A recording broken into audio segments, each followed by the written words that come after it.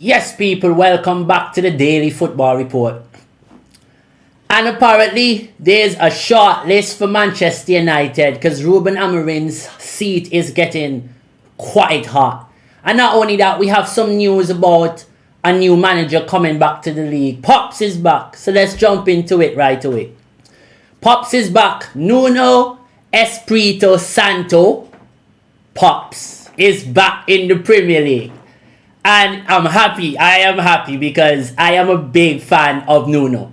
You know, I don't know what Nottingham Forest was thinking. And this just shows you the problem we have with football teams now.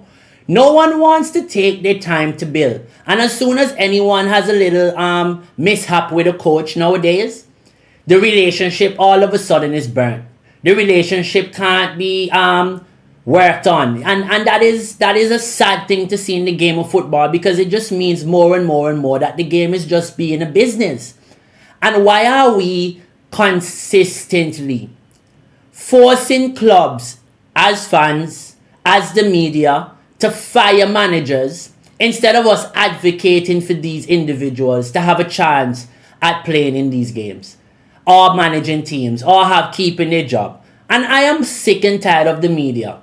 You know what's sickening to me is no one's on the media saying get rid of this pundit, get rid of this pundit, get rid of this pundit. No one's advocating for them every day to lose their job.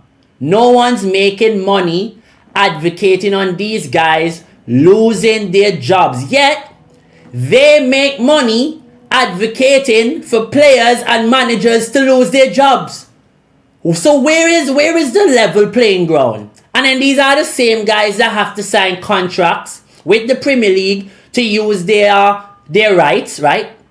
To use their intellectual property rights for all these adverts and stuff. Players can't say no to these things, you know. It's a part of their contracts, a part of the contracts they sign with these leagues through these teams that they have to give up their intellectual property rights. Hence is why a lot of people can just use their images whenever they want and they can't do anything about it because they sign their image away when they get their paycheck. And that's just how that world works. This is why you see a lot of players have separate contracts with their agents. Some players, well, most agencies, that's how they usually make their money, especially from the bigger players. It's not really through transfers all the time. It's also through intellectual property rights. Players sometimes sell 20% of that to their agency, 25% of that to their agency, and still have to pay like 10% of their wages to the agent as well.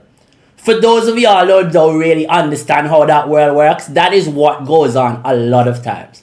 And a lot of times the agencies that know these players that are desperate, they probably find them an average club somewhere and know, oh, he really wants this opportunity and let him sign everything over really to them. Imagine if they're doing that to you as a player, as an agency doing that to a player. You're basically losing a lot. Then you have taxes to come off on that. Like, come on. So I'm just saying, all that to say, like, this is a problem I have with the media. People, y'all know who they are. Y'all watch them all the time. Spew a lot of ignorance towards managers, towards players, and force them in holes to lose their job. Now, talking about losing jobs, there's a shortlist out for Manchester United apparently. Ruben Amorim, my guy, is having some trouble because apparently Manchester United ain't having it.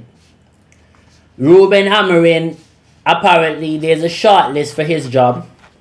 According to The Sun, we have an article here saying that Oliver Gazner, Fabian Herzler, and Adoni Iriola are among the coaches being considered to replace Ruben Amorim if he is sacked by Manchester United.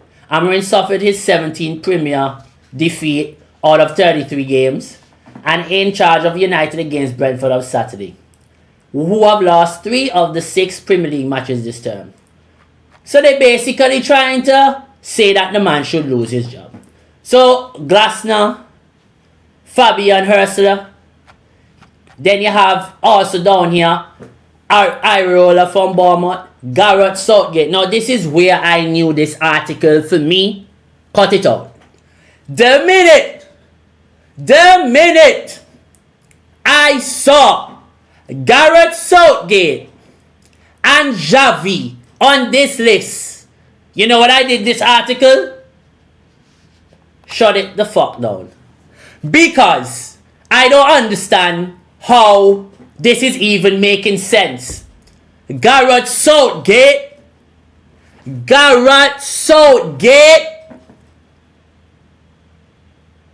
If you are going to fire Amorim and you all have this man on a shortlist, I'm telling you all right now, see you in the championship.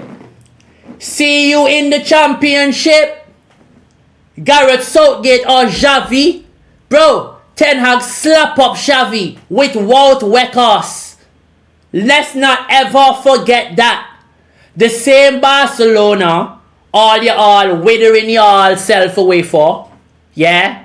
Because all of a sudden everybody is a Barcelona fan. Yeah? Y'all never liked Rashford years ago. But all of a sudden now y'all want this manager to fail. Y'all are Rashford fans, so y'all become Barcelona fans, yeah? We were all Real Madrid fans because we all love Cristiano Ronaldo. Let us not lie to ourselves, United fans. Let us not lie to ourselves. And now y'all telling me Gareth Southgate and Xavi is on a shortlist because y'all think they better than Amorim. Bruv, if y'all even consider these guys, please just bring back Ole Gunnar Solskjaer. Please bring back the manager that consistently finished second and third when Pep Guardiola was one of the best in the league and Jurgen Klopp. And Ole finished second and third in the midst of those two managers.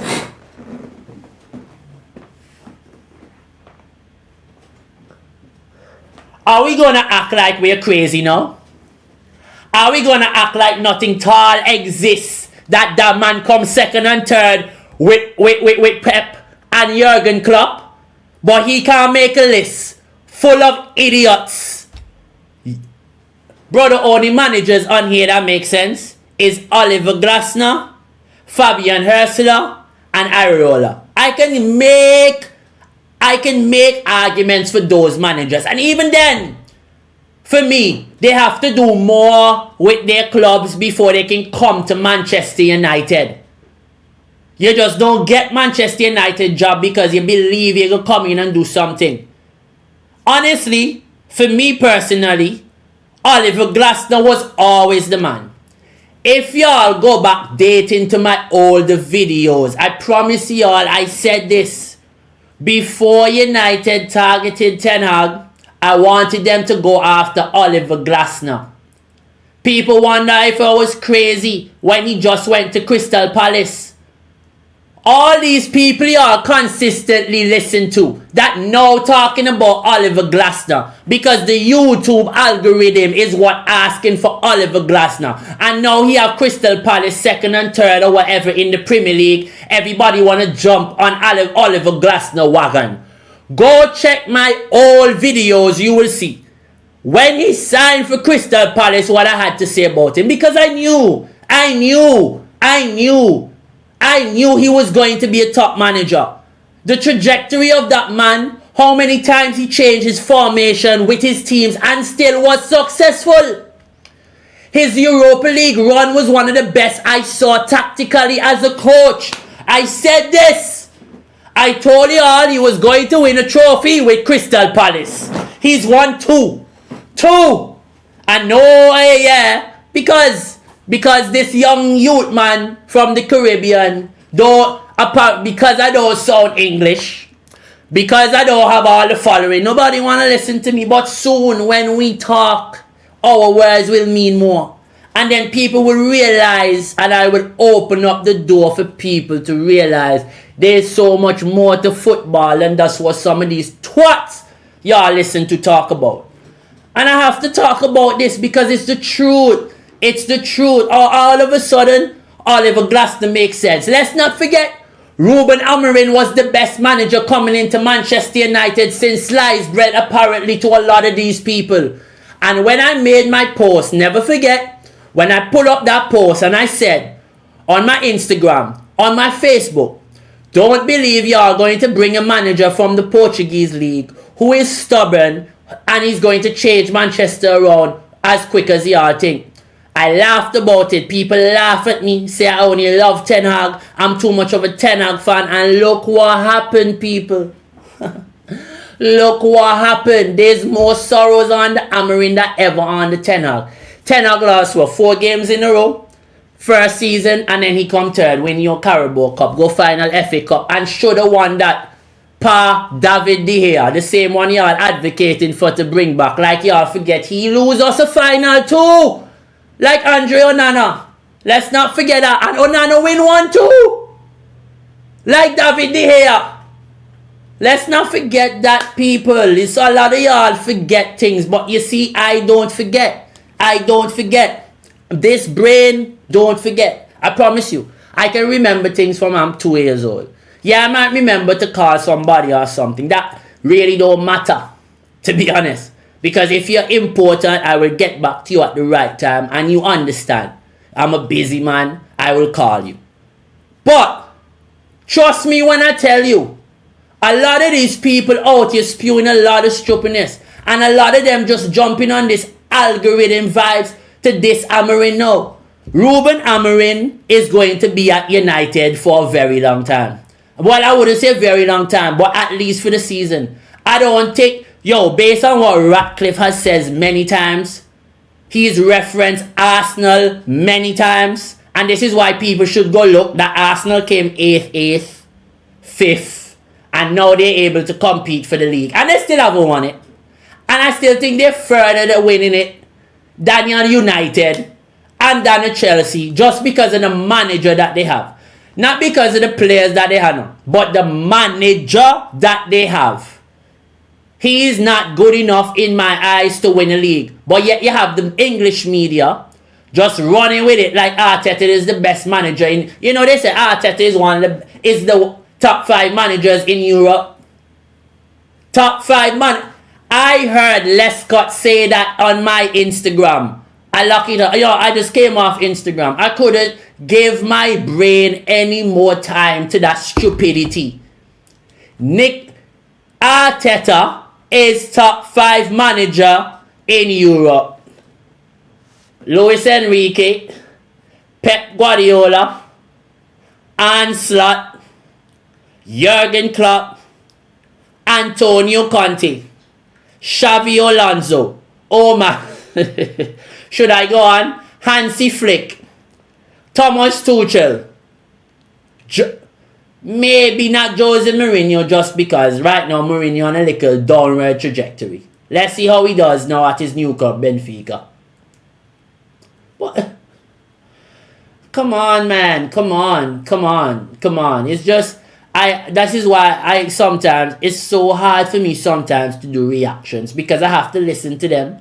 And then I react to that shit. I'm like, Jesus Christ, man. Like, you guys are absolute idiots. But yes, people, always remember, don't forget to like, share, and subscribe to the page. Keep hitting the bell for notifications. Always.